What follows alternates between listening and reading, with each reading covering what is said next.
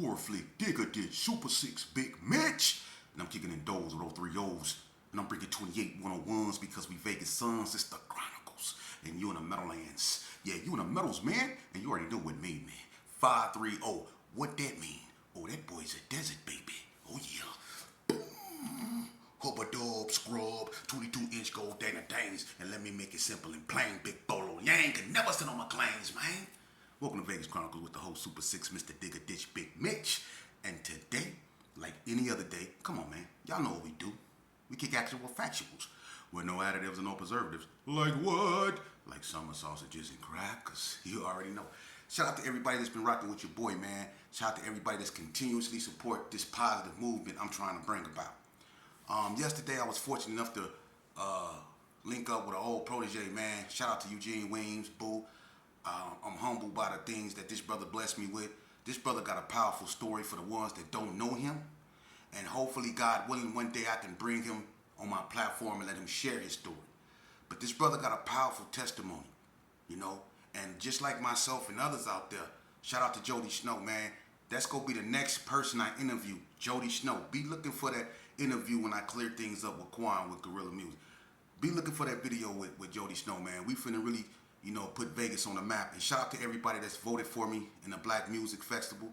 I know I placed a link up and try to get people to go on there to vote for me. Unfortunately, I don't know what legs them got going on. And people that don't know legs, he's a protege of mine from California that's been, you know, really supporting me in my movement, man. And he got me on that ballot to be voted for. So if you can, when I give some more information, I'm going to send it to y'all. Okay? And another thing, make sure you guys come out Saturday, this Saturday from 10 to 2. I'm going to be giving away backpacks, clothes, children clothes, shoes, all that stuff, man. Free. Come get it, man. You know, it's going to be at Circle Park in Vegas Heights, man. Bring positivity, man, or stay at home. But bring your children, man, while supplies last. We got backpacks with the accessibles and all that, man. So come out there, man. Big Mitch, you know, I'm really giving back to my community, man, and I really want the youth to know that it's OGs up out there. And I'm an OG for real. I want them youth to know, man, it's OGs out here, man, that want them to win, that want them to do it the right way, you know, the way we didn't do it. We want them to go the opposite direction we went. And I'm here to navigate them. I'm here to help them. I'm here to let them know that it's okay to be themselves, you know. So that's what I'm pushing. But let me get to the story.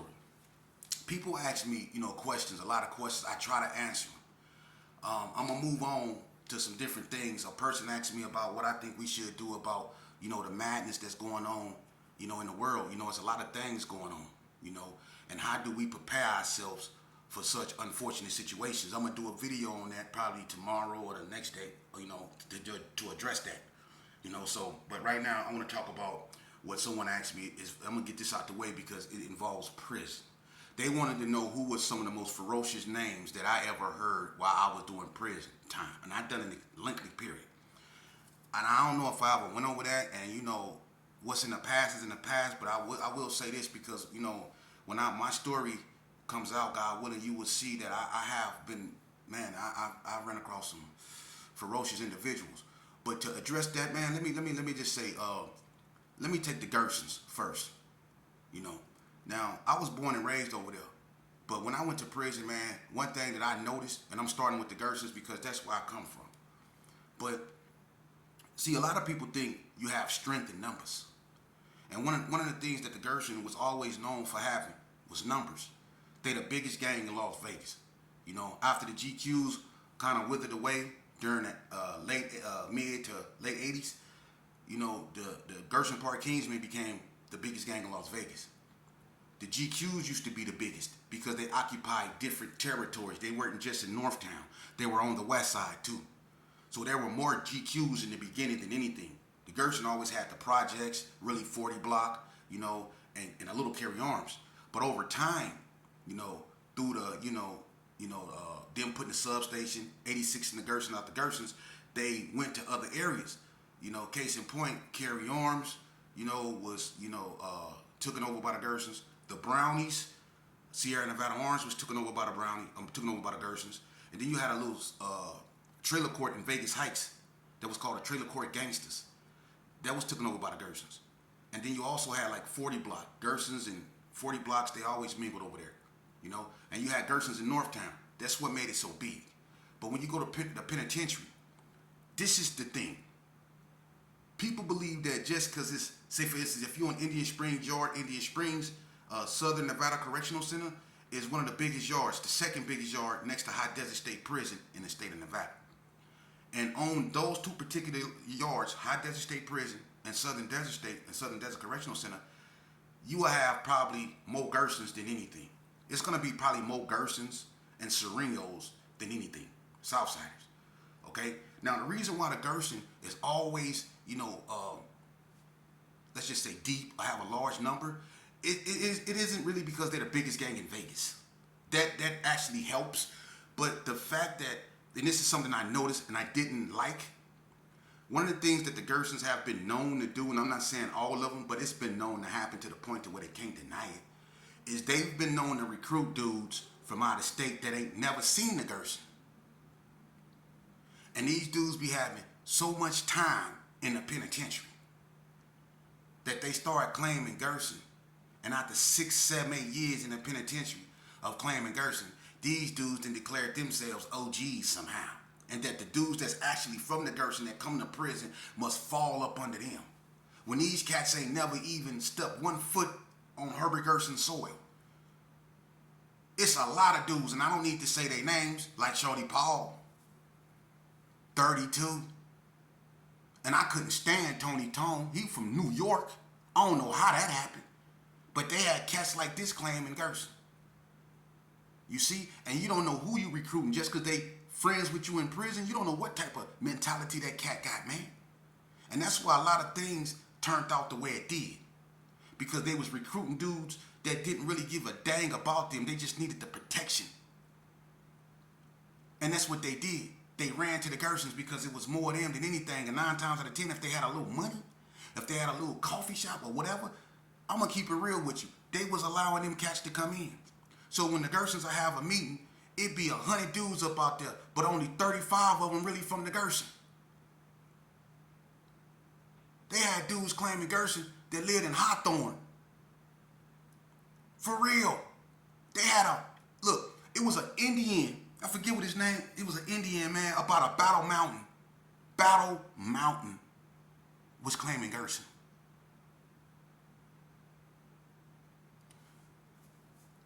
And I'm going to say this here. For the ones that was a Hot Desert, y'all remember Sharky? Vato Whack. You remember Sharky? Remember you tripped out at the meeting? Because old boy bought Sharky, the white dude that looked like Freddy Krueger, to the meeting. His boy. And the cold thing about it, the person that bought him is Bread nephew. I ain't going to even do him like that because this ain't even what it's for. But that's why the Gersons was always outnumbering everybody. For real, man. A lot of those cats, man, was recruiting, man, and letting dudes claim Gerson, man, and a lot of people seen that. There was Northtown, Bloods, and all that. They seen that. They knew a lot of them cats that was claiming Gerson, throwing them K1 from over there, and they knew a lot of them was being used. And I'm going to be honest with you. A large portion of them was being used by me. Yeah, you can claim Gerson as long as you claiming them coffee shop slips and putting some on it for me when you put some on it for you. You can claim Gerson. As long as you going out there on visiting and you bringing back what we need, you can claim Gerson. As long as you let me keep your TV until I want to give it back to you. As long as you keep these things in your room and if they catch you with them, you take the charge, you can claim Gerson. You see? As long as you let us punch on you and beat you up whenever we're in a bad mood to put self-esteem back in ourselves, you can claim Gerson. So dudes was banging Gerson under them circumstances. And I'm being honest with you. Now, when it comes to the Bloods, one thing about the Bloods, and I would say the most ferocious Bloods that I ever heard of, I'm going to say one name, Jimmy Greer. Dark Side Nation, I think he from the hood. That cat right there, they had to send him out of state. He wasn't no joke. Jimmy Greer. Jimmy Greer. He wasn't no joke. JG wasn't no joke. And he was from what was known as Dark Side Nation. See, in Vegas, in the state of Nevada, we don't have what you have like Blue Notes, CCO, Blue Magic, red line, bloodline, if that's called. We have United Blood Nation, but that's what we basically have is nations. We had Dark Side Nation, which is, I'm gonna be honest with you, they combine gang banging and Islam together. Cali boys, Vegas boys, they combined Islam and gang banging together and came out with Dark Side Nation. That's just the raw view of it. Then you had United Blood Nation, which is a stable of bloods that's been out here. Then you had Untouchable Blood Nations. Now, Untouchable Blood Nation, that's Vegas. And I'm going to be honest with you. That started in Ely, and it was a bunch of reputable bloods from Vegas that started that. And that's the thing about the bloods. You heard names like Heavy, Hercules, Pretty Tony, Tenderoni, you know what I mean? Commando, you know what I mean? My Unc, you know what I mean? Pac-Man, OG Pac-Man, you know what I mean? You had reputables up there. OG Ice Cat hit hard. Wide Nose Ice Cat from the hood. Wasn't no joke, man. His brother Pistol, these some reputable dudes, man. But you know what they bought is a structure. They formed in Ely, but as they start leaving Ely, they start going to other yards, but they start bringing structure. And it made the Bloods, I'm going to be honest with you. The most in sync car in prison is the Bloods. I know that without a look. The Bloods, because they don't care if they from Cali, they don't care if they from New York, they don't care where they from. They embrace them up under the red banner. You know, the Bloods ride together. That's what made them so strong. You see, the Crips, they not together like that. Now you have the families, which is like Northtown families, and then you have like 213, or they just call it the Cali card. You know, the Crips are not solidified. The North might ride with each other. The 6-0s is rolling or neighborhood. You know, they not connected like that. But the North, which consists of Donna, White Street when they was cool, ABM, NTGs, you know what I mean? All that, that's the North. You know, they rolled together. You know, but internal conflict caused that to fracture. But from the North, you heard vicious names, man. Stacy, you got to put Stacy at the forefront. You had Stacy, you know what I mean? You had his brother Brian. You know, you had Animosity, which is Incredible Blue, which is Lonzo, the Woods brothers. They wasn't no joke. They had to change this cat. They changed this cat name from Incredible Blue to Animosity. That's a cold name for an individual. And Lonzo wasn't no joke, man. The Woods brothers, they wasn't no joke. So when you ask me have I came across some ferocious individuals in the penitentiary, yes, I have. Yes, I have. The Crips are the most unpredictable. They unpredictable, the Crips. You know?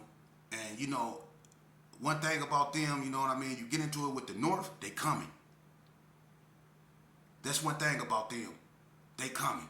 You get into it with the Bloods, they coming. You get into it with the Gersons, they coming. You know? And the thing about the Gersons, you know, even though they big and even though they always, you know, outnumber a lot of people, and then when they connected with the Bloods, it made them almost unstoppable. But the thing with the Gerson, it was so much internal conflict that was lingering from the streets that was having an effect. And I'm not going to get into that, but for instance, the Tiny Max Saga, that caused a rift between the youngsters and the old heads. You see? Because the wax felt some type of way.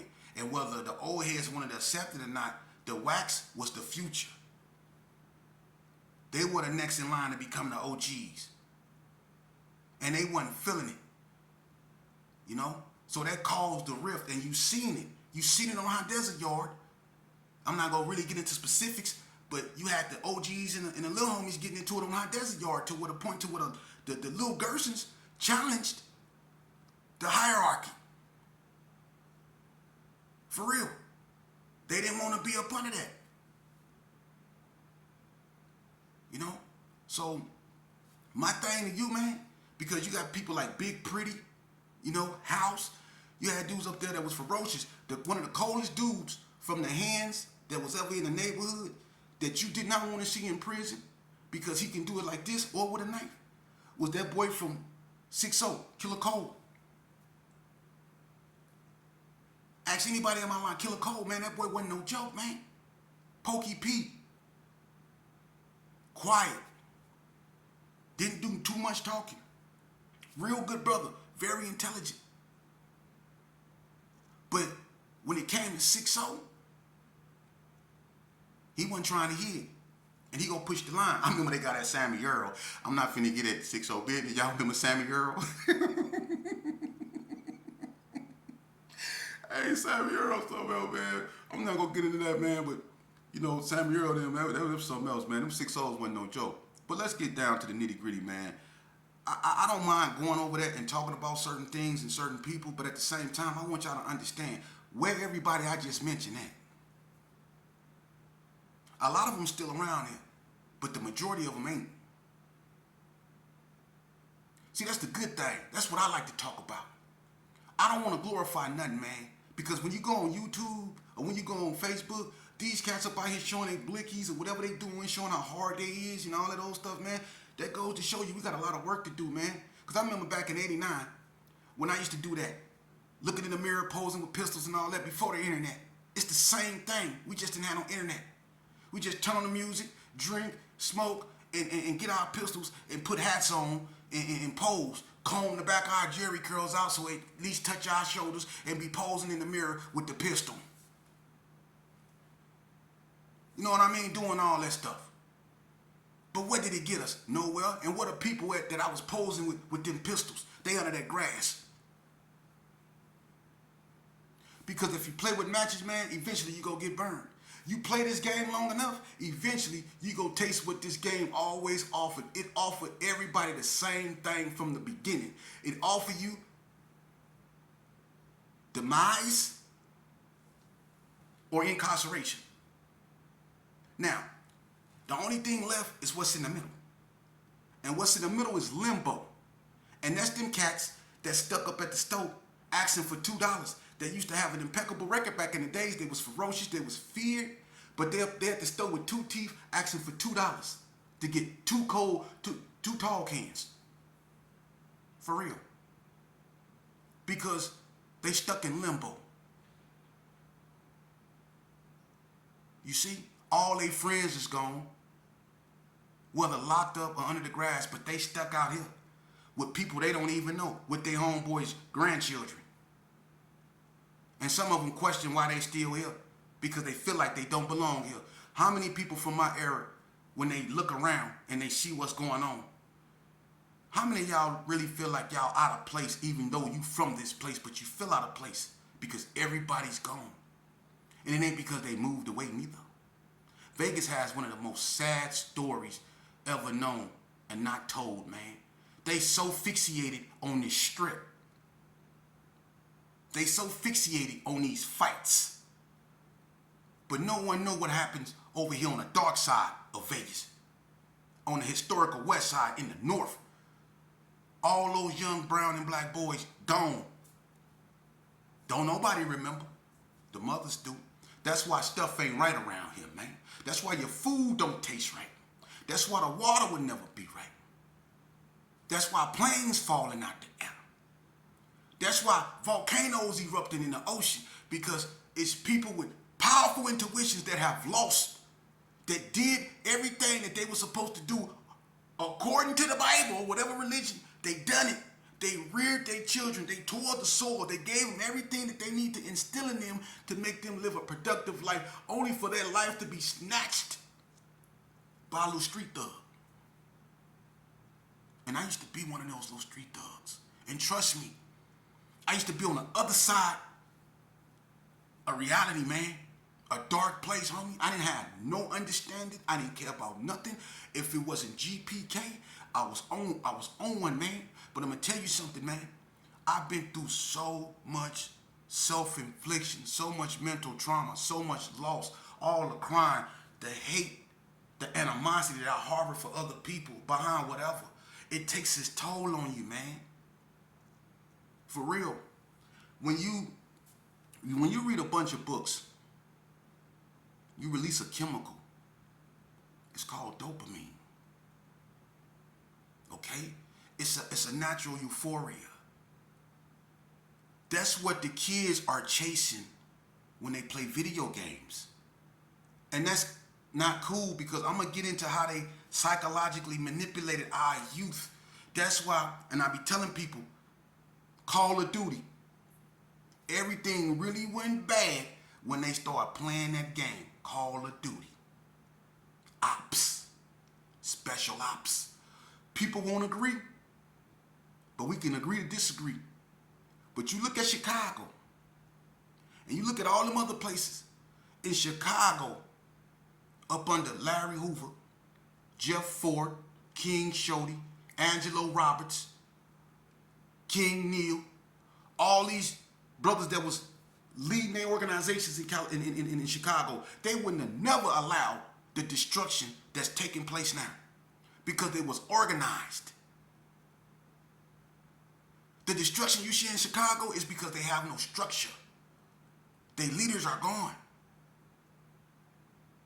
That's why the kids are running wild, because you know who the kids' big homies is? It became the video games. And that dopamine that you release, yeah, when you're reading books and you conceptualizing mentally, and you reading a paragraph and you placing yourself actually in whatever you're reading, you releasing that chemical called dopamine. So when you playing a video game and you trying to do what you do, you releasing the same, you chasing dopamine with no purpose. That's why it's easy for these youngsters to get up and go out there in the streets and look, act like they still playing a video game in real life, if you get what I'm saying. You see? This is a dangerous time we living in. And before, like I say, I'm going to address the person that wanted me to talk about what's going on, because I understand what they're saying. And how do we prepare ourselves? We have to address the obvious. We can't expect the government to rein in our babies. Those are our babies. But our babies are saying that in order for one of their friends to hang out with them, they must have at least 2 under their belts. This is what we're raising. How could we as a people prepare for anything when we raising seeds that have them type of outlooks on reality? And we expect them to get some type of decent shake in society when they walking around and running around doing the things they do, and we can't ignore that. Yeah, I believe that law enforcement should be reined in. But at the same time, it's two sides to every coin. I think that we as a people, as a culture, as a race need to be held accountable for our actions. We never march for black on black crimes. Why? Isn't that as important as when we are inflicted by law enforcement or whoever we feel is racist? Isn't self-racism even worse? Why are we not marching? All our movements have been hands up, don't shoot, I can't breathe, Black Lives Matter. But when have we ever marched behind Chicago having the highest capital of unaliving, or California having the highest capital of unaliving, Memphis having the highest capital? We don't march for that. And them are people that's doing it. Why? But we wait for somebody to come out and do anything that don't look like us, and we up in arms. But why we not up in arms when we to each other? Is that a social norm now? Our women are being jumped in the street by dudes, and we not marching. We said she probably shouldn't have said what she said. We not defending them. That's why they getting snatched off the street and ain't nobody looking for them. And you wonder what we need to do to prepare ourselves for what's already taking place, the madness or the purge? What we must do?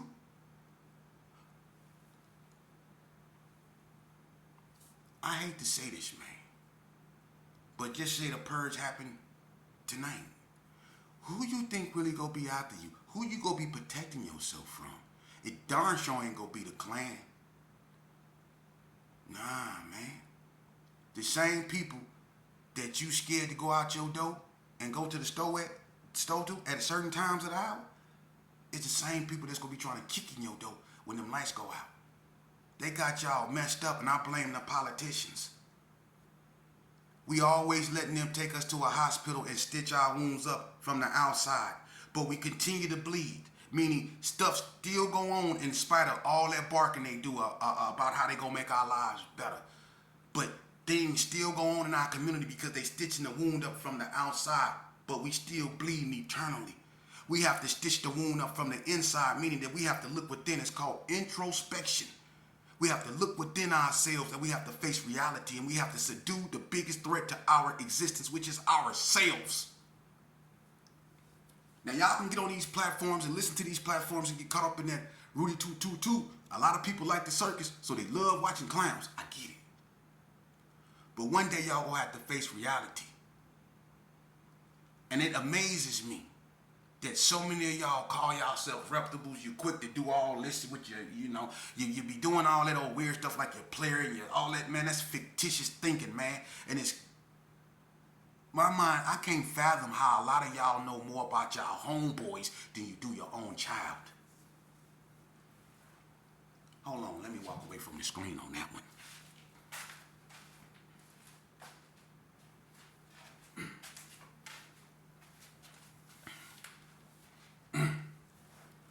How you know your own homeboys more than you know your own child? And you wonder why women don't respect us. I'm going to tell you why women don't respect us. Because too many of you cats out there want to be women. Yeah, I meant it when I said, a lot of you cats, y'all got these people fooled. But y'all being exposed up in the prison system. Because a lot of things people think y'all doing out here that be gang banging, these cats out here gang banging and be into it, them be domestics. Yeah, y'all just used to seeing female male domestics. Nah, these be male domestics.